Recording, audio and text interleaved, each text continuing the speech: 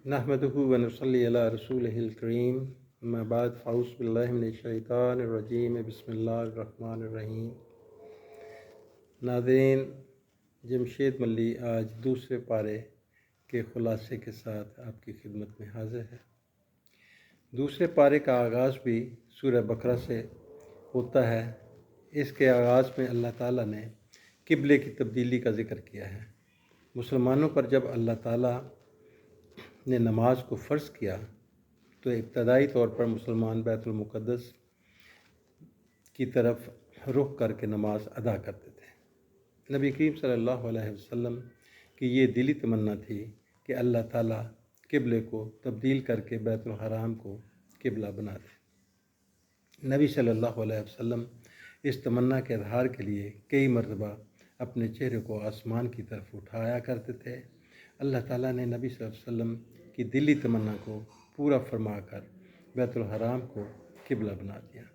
इस पर बाज़ लोगों ने तनकीद की कि जिस तरह क़िबला तब्दील हुआ मज़हब भी तब्दील हो जाएगा। अल्लाह ताला ने फरमाया क़िबले की तब्दीली का बुनियादी मकसद ये है कि अल्लाह ताला देख लेना चाहता है कि कौन रसूल करीम सल्लल्लाहु अलैहि वसल्लम का सच्चा पैरोकार है और कौन है जो अपने कदमों पर फिर जाने वाला हो। वगरना जेहतें तो सारी अल्लाह ताला की बनाई हुई हैं। मशरिक़ व मग़रिब अल्लाह के लिए हैं और वो जिसको चाहता है सिरात मुस्तकीम पर चला देता है। इस बारे में अल्लाह ताला ने इस बात का भी ज़िक्र किया कि अहले किताब के पुख्ता इल्म वाले लोग रसूल करीम सल्लल्लाहु अलैहि वसल्लम को इस तरह पहचानते थे जिस तरह बाप अपने बेटों को पहचानते हैं, लेकिन इसके बावजूद उनका एक ग्रोह जानते बूझते हुए हक छुपाता। उसके बाद अल्लाह ताला ने हुक्म दिया कि इसके बंदों को इसका ज़िक्र करना चाहिए। अल्लाह ताला अरशाद फरमाते हैं, तुम मेरा ज़िक्र करो, मैं तुम्हारा ज़िक्र करूँगा। ये बात बिल्कुल वाज़ेह है कि अगर अल्लाह ताला हमारा ज़िक्र करना शुरू कर दे तो हमारे कोई मुसीबत और कोई दुख बाकी न रहे।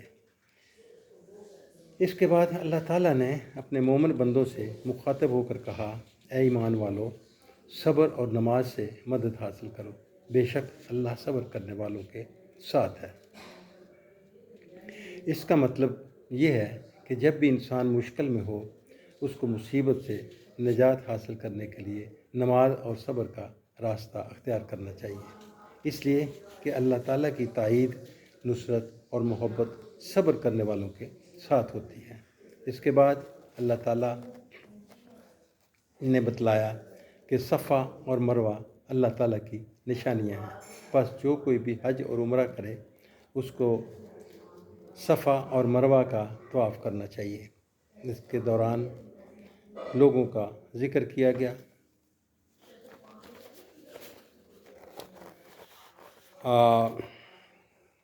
जो अल्लाह ताला के अहकामात और उसके आयात को छुपाते हैं। अल्लाह ताला ने इरशाद फरमाया, ऐ लोगों, ऐसे लोगों पर अल्लाह और लानत करने वालों की लानत हो। यानी ऐसे लोग अल्लाह की रहमत से महरूम रहेंगे। इसके बाद अल्लाह ताला ने कहा कि हकीकी नेकी ये है कि इंसान का अल्लाह ताला की ज़ात, यौम हिसाब, तमाम अंबिया और मलाइका पर पुख्ता ईमान हो और वो अल्लाह की रज़ा के लिए अपने माल को खर्च करने वाला हो, नमाज को कायम करने वाला हो, ज़कात को सही तरीके से अदा करने वाला हो, वादों को पूरा करने वाला हो और तंगी और कुशादगी में सब्र करने वाला हो। जिसमें ये तमाम औसाफ होंगे वही हकीकी मुत्तकी है। इसके बाद अल्लाह ताला ने कानून क़िसास और दियत का ज़िक्र किया। अल्लाह ताला ने बतलाया कि आज़ाद के बदले आज़ाद, ग़ुलाम के बदले ग़ुलाम, औरत के बदले औरत को कत्ल किया जाएगा। ताहम अगर कोई अपने भाई को दियत लेकर मुआफ़ कर देता है तो ये अल्लाह ताला की तरफ से रुखसत है। लेकिन ज़िंदगी बहरहाल کہ سانس لینے میں ہی ہے۔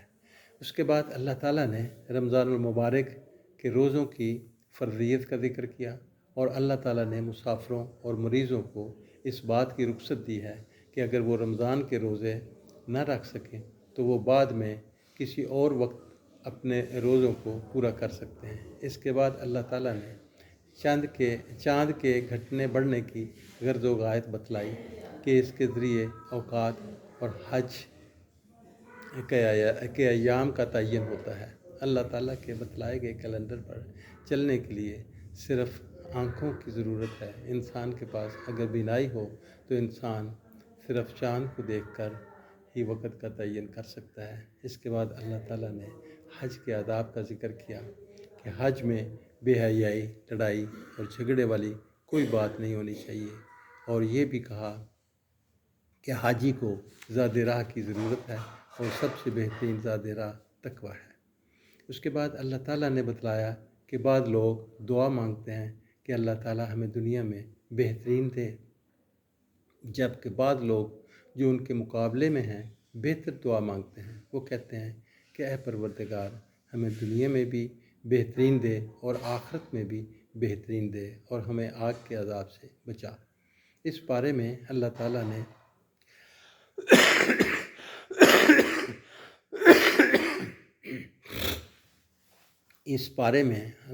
نے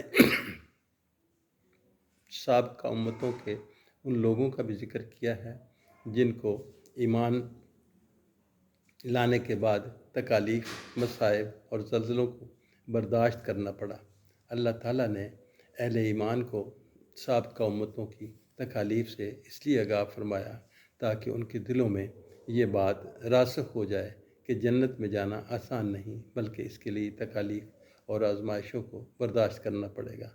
صحابہ اکرام نے اللہ تعالیٰ کے اس فرمان کا بڑا گہرا اثر لیا اور اللہ تعالیٰ کے راستے میں بے مثال قربانیاں دی۔ حضرت بلال کو صحرا کی تپتی ہوئی سرزمین پر لٹایا گیا،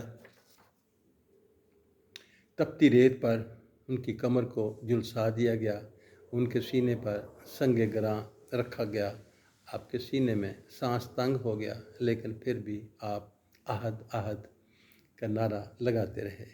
اس بارے میں اللہ تعالیٰ نے شراب اور جوئے کے بارے میں بتلایا کہ گو ان میں بعض فائدے والی باتیں بھی ہیں، لیکن ان کے نقصانات ان کے فوائد سے زیادہ ہیں، اس لیے بنی نوع انسان کو ان سے اجتناب کرنا چاہیے۔ اس کے بعد اللہ تعالیٰ نے نمازوں کی حفاظت کا ذکر کیا کہ تمام نمازوں خصوصاً درمیانی یعنی عصر کی نماز کی حفاظت کرنی چاہیے۔ اللہ تعالیٰ سے دعا ہے کہ اللہ تعالیٰ دوسرے پارے میں بیان کردہ مضامین کو سمجھنے اور ان سے حاصل ہونے والے اسباق پر عمل پیرا ہونے کی بھی توفیق عطا فرمائے۔ ناظرین، خصوصی گزارش ہے کہ یہ ایک چند منٹوں کی ویڈیو جو میں بناتا ہوں، یہ صرف ایسے ہی لوگوں کے لیے جو میری طرح کے سست ہیں اور جو پورا پارا نہیں پڑھ سکتے یا ترجمہ نہیں پڑھ سکتے، تو وہ تاکہ یہ معلوم کر لیں کہ اس بارے میں کا حاصل کیا ہے، خلاصہ کیا ہے، سمری کیا ہے۔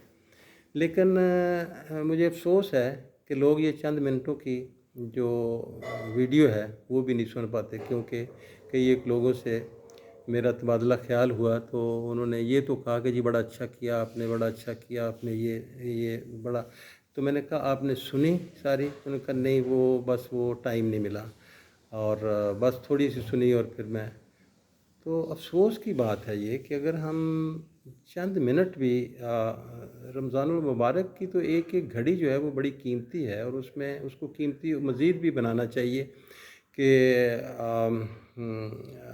ایک ایک گھڑی میں کتنے ہزار ہم نیکیاں کما سکتے ہیں۔ لیکن افسوس کہ ہم چند گھڑیاں، چند ساعتیں بھی نہیں نکال پاتے اپنے مشاغل میں سے، اپنی مصروفیات میں سے، اپنے ڈیلی روٹین سے۔ تو بہرحال اس طرف ذرا براہ کرم توجہ فرمائیں اور اس وقت کو قیمتی بنائیں۔ تو بہت شکریہ۔ کل انشاءاللہ تعالیٰ پھر تیسرے اس پارے کے خلاصے کے ساتھ میں حاضر خدمت ہوں گا۔ اللہ حافظ۔ السلام علیکم وآخر دعوانا ان الحمد للہ رب العالمین.